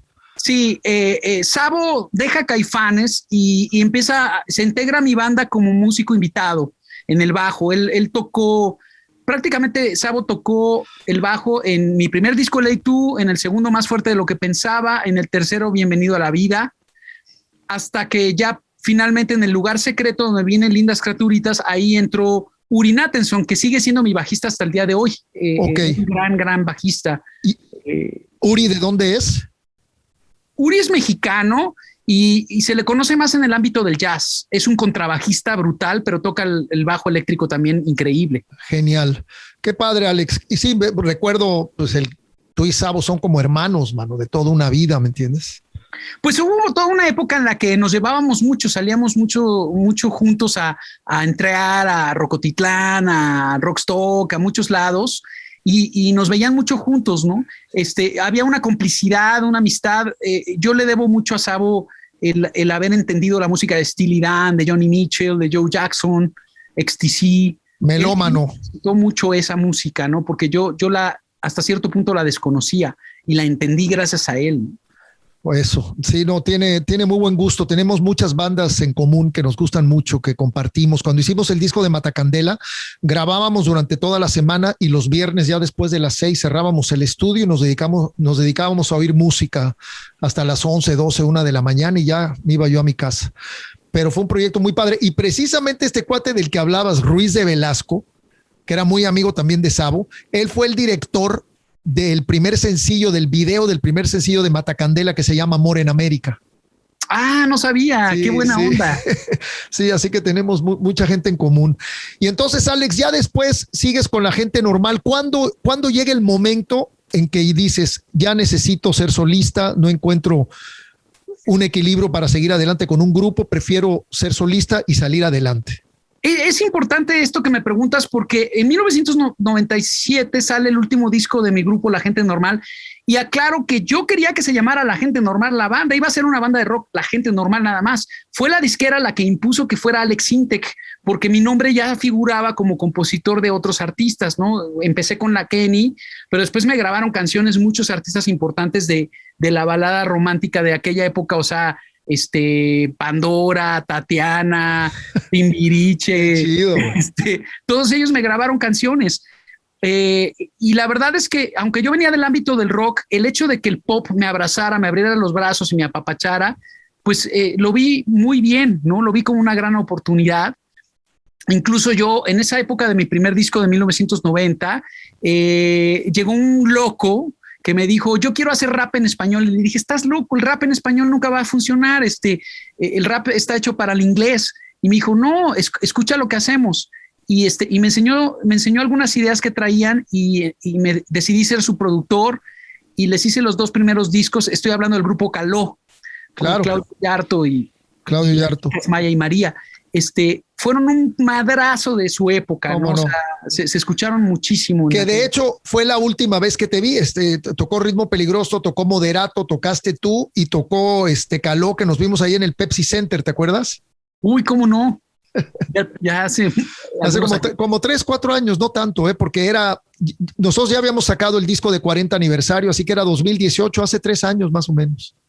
Ah, órale. Sí, que faltaste tú en ese disco, mano. Pero bueno, ya haremos alguna colaboración más adelante. Sí, siempre hay oportunidad, mi querido Piro, yo encantado. Así es. Y entonces ya prácticamente en el 97 es el último disco de La Gente Normal.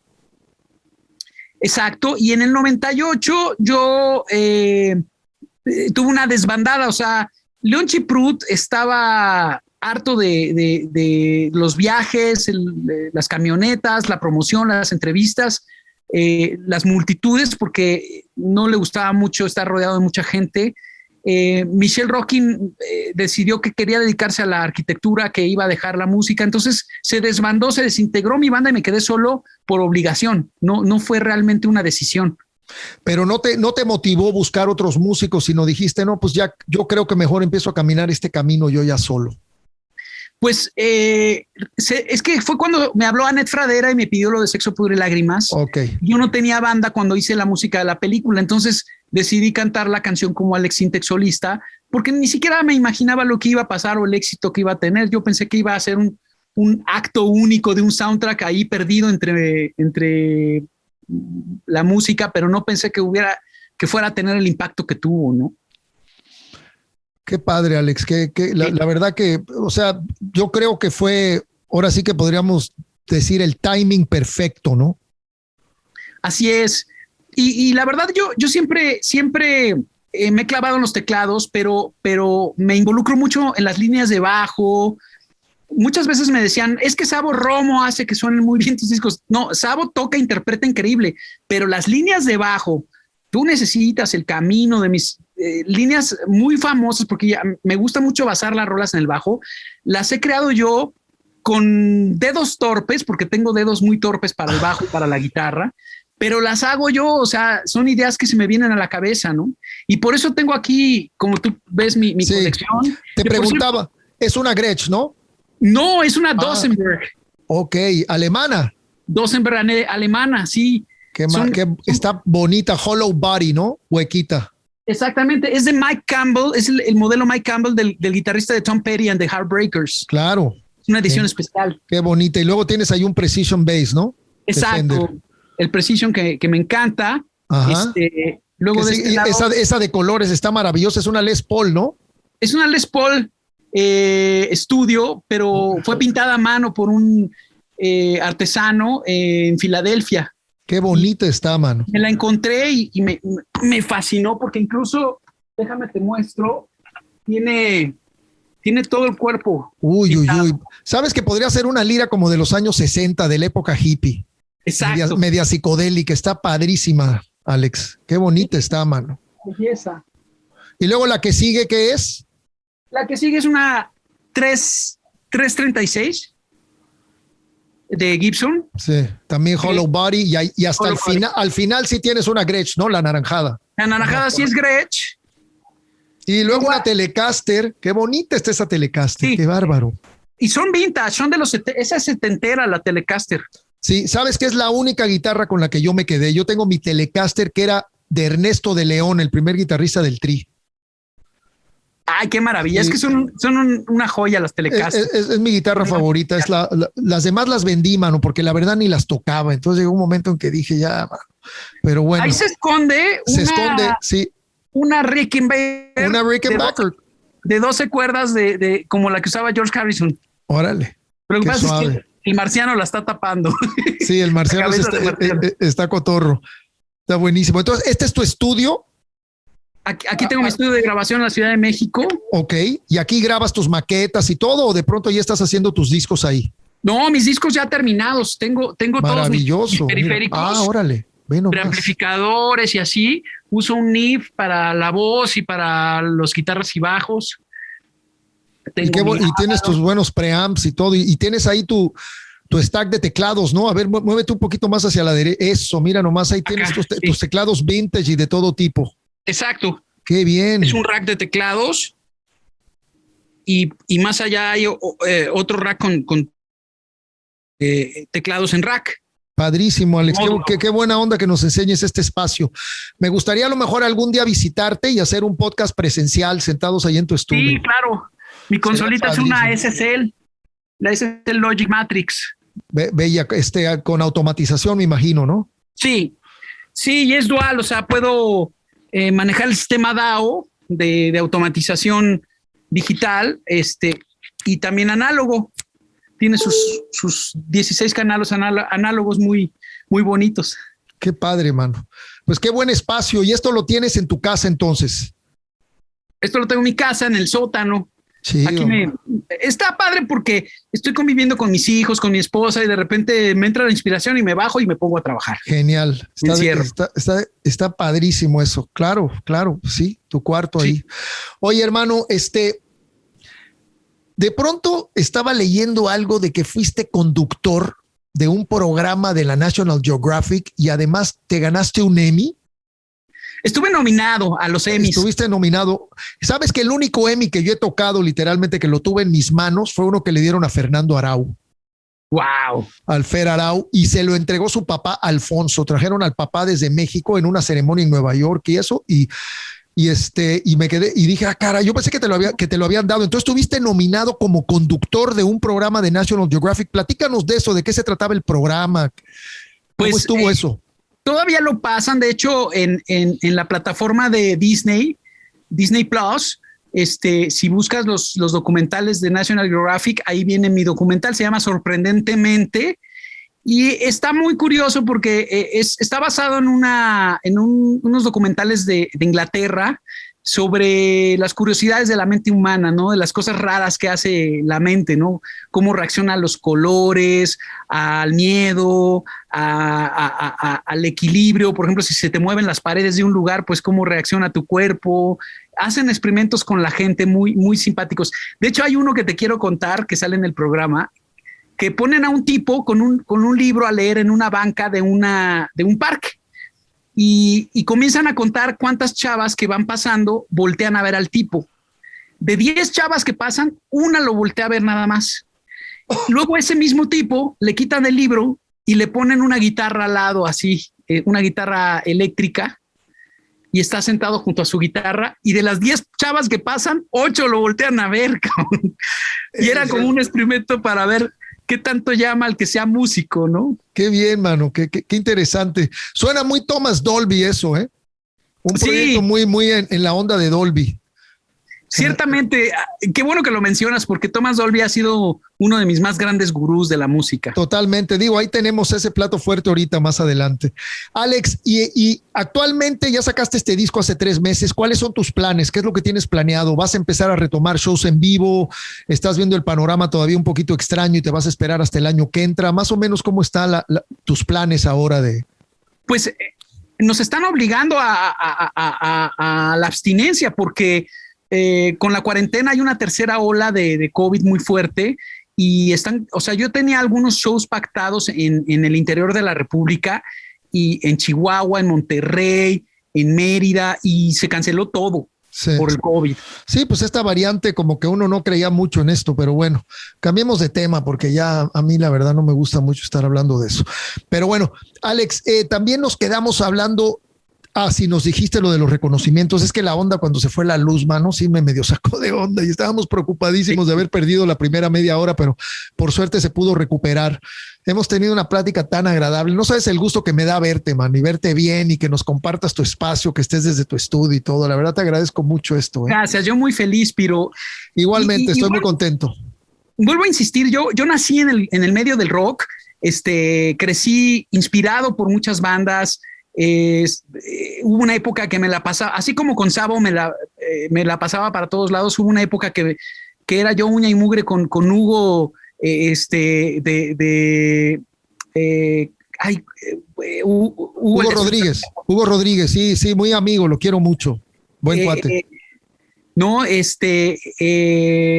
Se me fue el nombre de esta banda, los Jojo Breakers. ¿Candelaria será? No, no, La Castañeda, Hugo de la Castañeda. Ok. Me hizo una pintura, porque él es pintor, me dibujó un rostro de Alex Sintek increíble. O sea, yo siempre he tenido una relación con los rockeros maravillosa, ¿no? Es que tú eres un rockero, Alex. No es que hayas tenido una relación. Yo a ti te veo, es que la cuestión está de decir si fulano es pop o fulano es rock. O sea, para mí, U2, aunque tiene una tremenda propuesta rock and rollera, es una banda de pop. Totalmente. Y hasta tienen un disco que se llama Pop Mart.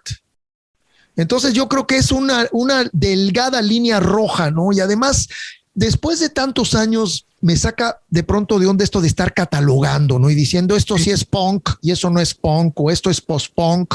Oye, mano, al final del camino es música, ¿no? O sea, ¿qué es XTC? ¿Qué es Prefab Sprouts?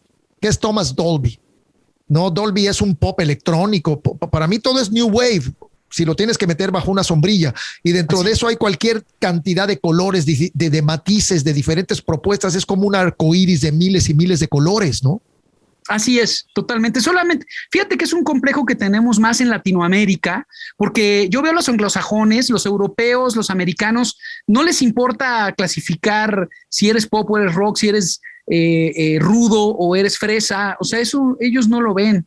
Y de hecho, muchos de los rockeros que conocemos, o sea, yo conocí a Steven Tyler en persona, es muy sano, es un güey muy fresa, que come licuados todas las mañanas, o sea, podrá tener una pinta muy ruda, pero el tipo tiene una vida muy sana, no es un denso. Igual que Jagger, pues es que yo la verdad creo, hermano, que para seguir en el rock and roll después de los 60 años te tienes que cuidar. Sí. O sea, yo lo veo, y eso es un mito de que sexo, drogas y rock and roll, a lo mejor a los 35, 40 años es el glamour y a los 20 y todo, pero después de cierta edad, si tú no haces ejercicio, si tú no tomas agua, si tú no te medio cuidas, pues no puedes salir a un escenario y brincar y tratar de dar un buen espectáculo. Mira ahorita, por ejemplo, ya vienen los Stones otra vez de gira y el pobre Charlie Watts no viene Steve Jordan, el famoso baterista afroamericano que tocó muchos años con Keith Richards en sus proyectos de solista y con los Expensive Winos, pero Jagger ahí sigue dando guerra y brincando y moviéndose por todo el escenario. Entonces yo creo que es un gran ejemplo, ¿no? Lo que pasa es que Charlie Watts, no sé si de edad sea el más grande de ellos. Es el mayor. Tiene, sí lo es. Tiene una pinta de mucho más, más acabadón. ¿No? Y es un caballero, es el más medido de todos, de toda la historia de los Rolling, fue el más medido, el más ordenado. El Ronnie Wood decía que llegabas al cuarto de él y que siempre estaban los frasquitos perfectamente alineados, así bien colocaditos, bien ordenados. Un hombre como muy, muy pulcro, muy, muy limpio, muy, muy disciplinado, el Charlie Watts. Y yo creo que fue el que menos abusó de las sustancias, ¿no? Así es. Pero gran banda los Rolling Stones, man. Gran banda los Rolling Stones. Alex, siempre cerramos este segmento con nuestros invitados con un disco que ellos consideren importante en su vida. Y tú escogiste, pues no solamente un disco, sino escogiste un artista que yo admiro muchísimo. Y escogiste el tercer disco de estudio de 1988 de Thomas Dolby, que se llama Aliens Ate My Buick. Así es. Con esa portada como de una película de terror de los años 50, ¿no? Una maravilla. No, y de hecho te traje también para comentar el Flat Earth y The Golden Age of Wireless. Pero bueno, platícanos por qué este disco, Alex. Yo soy, la verdad, un gran admirador de Dolby y yo creo que si tuviera que escoger un disco probablemente también escogería este. Pero dinos por qué, platícanos tú que tienes tanta sensibilidad. ¿Cómo te impactó este disco? ¿Cuántos años lo escuchaste? ¿Lo sigues oyendo hasta la fecha y qué te deja, etcétera? Sí, a mí toda la música de Thomas Dolby me fascina, pero en especial el Lady Inside My Buick, creo que para su época se adelantó mucho. Lo comparo mucho con el disco de Yes que hizo Trevor Horn, el de The Owner of a Lonely Heart, que tenía el título del número serie de disco en la portada, ya no me acuerdo, 91 sí. O 200, no sé qué. Porque son discos que irrumpieron sonoramente, ¿no? A lo que se estaba haciendo en la época, con una calidad de sonido espectacular. Bill Bottrell, el ingeniero productor que coprodujo con él Ali Inside My Buick, que es otro verdadero genio, y realmente lo llevaron a otro aspecto sonoro, ¿no? Cómo suenan los bajos, cómo suenan las baterías. A pesar de que hay muchos elementos, están repartidos de una manera en que todo lo escuchas perfecto, ¿no? Increíble la nitidez, de acuerdo. Es impresionante y el impacto. Y siempre, pues la genialidad de las letras irónicas de Thomas Dolby, que lo comparo mucho con Joe Jackson en la letrística, porque son tipos con mucho sentido del humor, mucho sentido del humor. De hecho, yo me acuerdo que en la época muchas chicas inglesas se sintieron ofendidas por la canción de Airhead, de Thomas Dolby, de ese disco. Fue el primer sencillo, de hecho, de Alien Inside My Buick. Sí, si una canción como Airhead saliera en esta época, lo acribillan. Totalmente. Totalmente. Totalmente. Y también el otro día estábamos escuchando a Chuck Berry y esa de Maybelline y esas rolitas así de la niñita y 17 años y Maybelline y todo ese rollo. Olvídate, ahorita te linchan, hijo. Ahorita te linchan. Sí, es un tema que nos ha pegado mucho a nuestra generación porque ahora le llaman la generación cristal porque no toleran nada, no hay como que no hay nada de tolerancia ante ninguna situación, que tiene su lado positivo el hecho de alzar la voz en muchos temas que son importantes, pero también hay que ser ciertamente flexibles en algunos otros, yo pienso. Y de acuerdo. Y nosotros, la verdad, somos la generación sándwich, Piro, porque a nosotros nos pendejearon nuestros papás y ahora nos pendejean nuestros hijos. Pues lo dirás de broma, mano, pero a mí mi hijo me habla como nadie en mi vida me ha hablado, hijo. O sea, ¿me entiendes? O sea, yo me siento así como que de pronto me la paso por el mundo tratando de ser lo más cordial posible y llevándome bien con la banda, pero mi hijo de pronto de una me dice, es que ya tranquilo, y papá, ubícate, ¿no? Como que sí, mis hijos también a mí me traen jodido. Ya, papá, por favor, no me dice mi hija que tiene 15 años y me está volviendo loco. Fíjate que es muy talentosa mi hija, se convirtió en actriz. Qué bien. Y la tiene una película de Netflix que pegó, estuvo en los primeros lugares muy fuerte hace unos meses, que se llamó Se Busca Papá, la pueden buscar en Netflix. ¡Órale! ¿Y cómo se llama tu hija? Natalia Coronado, se puso el apellido de su mamá. Ok, genial. ¿Y se llama Buscando Papá? Se busca papá. Se busca papá. Oye, qué bien, Sintec, felicidades, viejo. Oye, ¿y cuántos hijos tienes, Alex? Tengo dos. Mi hija de 15 años, Natalia, y mi hijo Matías tiene 12 años y y es un estallido de talento. Toca la batería, el bajo, la guitarra, el piano. Es muy musical, Matías. Yo creo que va a ser músico de grande. Qué suave. Así se llama uno de los nietos de Fernando Arau, Matías. Y el hijo de Warman se llama Mateo. Sí, fíjate que yo le iba a poner Mateo a Matías, pero de repente muchos amigos míos en esa época le empezaron a poner Mateo a sus hijos. Entonces, para variarle, pues decidí virarme hacia Matías. Sí, hubo como una época así como de Diego, Santiago, se empezaron a poner de moda ciertos nombres, ¿no? Y los mencionaban mucho, sí. Oye, volviendo a este disco, me enteré, porque me gusta de pronto hacer un poco de búsqueda. Una de mis rolas favoritas es Hot Sauce. Sí. Que literalmente hay un taladro. Graban un taladro, ¿te acuerdas? Como rompiendo cemento. Y no sabía que esa es la única canción que no es de él. Esa rola es de George Clinton, de Parliament. Con razón, tiene toda la onda de George Clinton. No, esos arreglos de metales, qué increíbles son, ¿eh? espectacular. No sé si sepas, pero yo cometí la locura de invitar a Thomas Dolby a un auditorio nacional que di hace como unos 5 años atrás. Cuéntanos eso. Presentes, lo pueden buscar en YouTube, por ahí hay un video. Los que estuvieron presentes, pues tocamos juntos She Blinded Me with Science. Después la combinamos con Hot Sauce, justamente. Y cerramos con Loca, mi canción de Loca, Loca te vi, me encanta cuando estás loca, tocando los dos juntos, nada más que fue muy simpático porque ubicas ese solo de teclado de She Blinded Me with Science. Claro. Que tocaba con el cinte Thomas Dolby. Yo le sugerí a Thomas, le dije, oye, te puedo conseguir un MIDI inalámbrico para que te puedas mover por el escenario porque es muy grande el auditorio. Y no me hizo caso. No, yo con cable estoy bien. Y entonces se colgó el cinte y de repente se le olvidó que su cable pues no era muy largo y se alocó y se fue brincando en el escenario y jaló la computadora y todo se vino abajo, todo su tinglado. ¡Madres! Se cayó, cabrón. Y entonces se desconectó todo y en ese momento venía el solo de cinte, donde tenía que tocar el solo y ya no sonaba el teclado y entonces todos estábamos así a la expectativa de qué iba a pasar ahí y de repente agarra el micrófono y dice, hey, you know she blinded me with science because she's sexy, no sé qué, y empieza a decir todo un rollo en inglés. Claro. Hey, professor, you know that she blinded me with science. Y, con una voz muy chistosa y puta, sacó adelante el momento del solo. En lugar de hacer solo, se puso a hacer un diálogo increíble ahí, como un personaje, porque él es todo un personaje, la verdad. Así es, no, además es genial en vivo, tiene una energía en el escenario natural. Padrísima. Oye, qué buena anécdota esta. Y, o sea, lo invitaste a tocar contigo en vivo. Me hubieras invitado, mano. Me hubiera encantado ver eso. Sí, pero fíjate que fue una casualidad porque un día me habla Jorge Urbano de la revista Soundcheck y me dice, Alex, vamos a traer a Steve Lillywhite y a Thomas Dolby a México. Wow. Y Steve Lillywhite. Queremos que tú seas su host.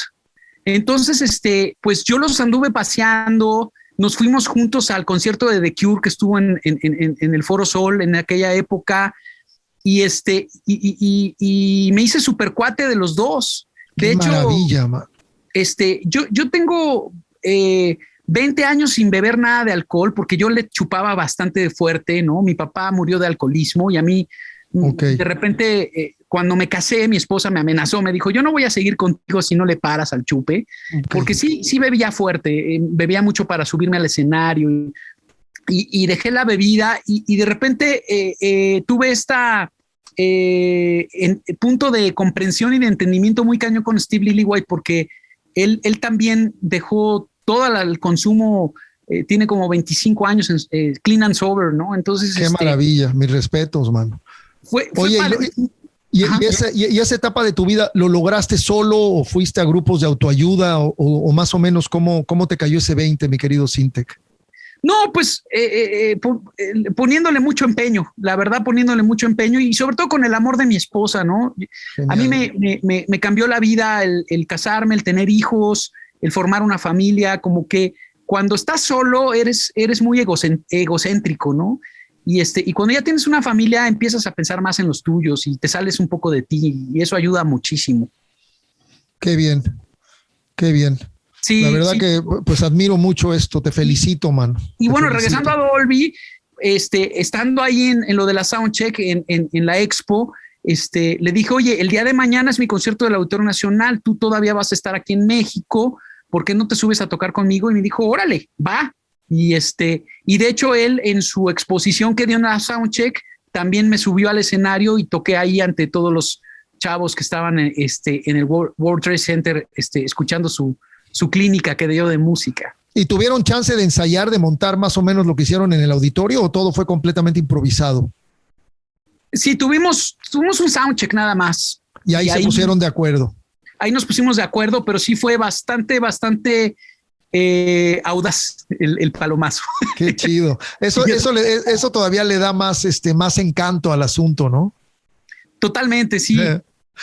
Alex, sabemos que le has machacado al teclado desde niño, o sea, y las horas de vuelo, las horas de ensayo no se le quitan a un músico, pero ¿alguna vez estudiaste armonía profesionalmente hablando o simplemente tú te fuiste haciendo tú solo con tantas horas de tocar el instrumento todos los días? Platícame un poquito de eso. Fíjate que eso es importante que lo sepan. Yo soy totalmente autodidacta, pero siempre he trabajado a puro oreja, a puro oído. Alguna ocasión, pues intenté tomar estudios, pero me aburrió mucho porque en la década de los 80 las escuelas de música eran muy tradicionalistas. Estaba la Nacional de Música, el Conservatorio, pero era una escuela muy tradicional y yo lo que quería aprender era tecnología, a vanguardia, y para eso tenías que ser de una familia pues de dinero, que te pudieran mandar a Boston, a Berkeley o al MI, claro, o a algún lado así, y eso no eran las posibilidades que tenían mis papás. Entonces, ¿cómo aprendí? Pues aprendí trabajando en el estudio, ¿no? Como te dije, de chalán, de asistente. Yo iba además por los refrescos, las botanas, les ponían en el estudio ahí sus botanas a los que visitaban. Y por ahí pasaron productores como el maestro Magallanes, como Kiko Campos y Fernando Riva, Memo Méndez Guiú, y todos me pasaban sus conocimientos, todos me platicaban cómo usaban el synclavier, cómo usaban el Fairlight en esa época. Todo eso me lo compartían. La verdad es que la gente con la que conviví, Alejandro Cepeda, Rubén Cepeda, todos fueron, Nando Hernández, fueron muy lindos conmigo. Siempre recibí un cobijo, ¿no?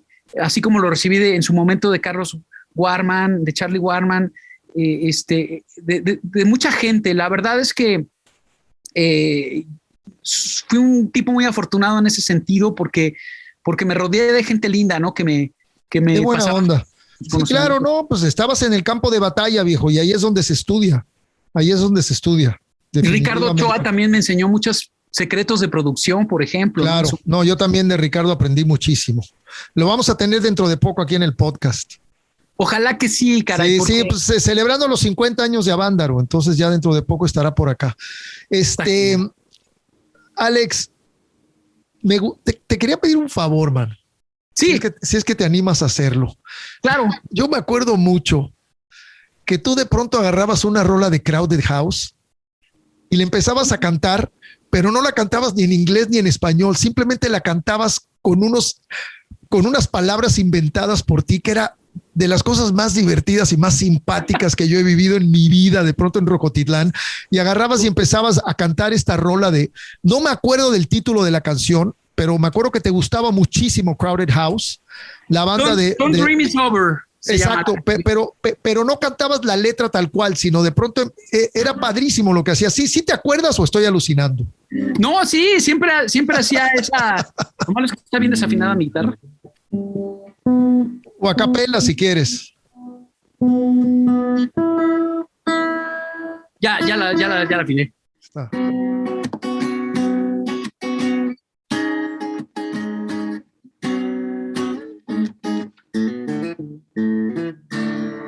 Judas Priest is within, Judas Priest is without, try to catch a never in a batting hill. There's a batting hill, very clear in the rooms, but you got to steal and I'm watching game. Head down, don't dream it, so yo. Head down, when the war was King Kong, to be the war Beduinos, we got to work on weed, we got to work on weed.